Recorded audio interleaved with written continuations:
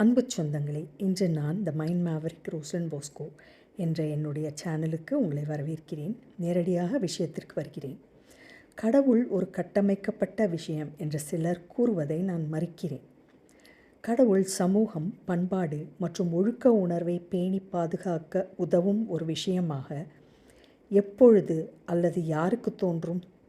1000க்கும் மேற்பட்ட near death எக்ஸ்பீரியன்சர்ஸ் உடைய அனுபவத்தை கேட்ட பின் கடவுளுடன் அவர்களுக்கு ஏற்பட்ட மெய்சிலிர்க்க வைக்கும் அனுபவங்கள் பிரமிப்பை ஏற்படுத்துகின்றன. அவர்கள் கடவுளை உண்மையான விஷயமாக உணர்ந்தார்கள், நிபந்தனை இல்லாத அன்பின் வடிவமாக வர்ணிக்கிறார்கள். விஞ்ஞானம் இவர்களுடைய அனுபவங்களை ஹாலுசினேஷன்ஸ் அல்லது பிரம்மைகள் என்று ஒதுக்கலாம். கான்ஷியஸ்னஸ் என்பதை ஒரு பாடமாக மட்டும் படிக்க முயற்சி செய்யும் பொழுது அது நம்மை கடவுளிடம் கொண்டு சேர்ப்பது கிடையாது.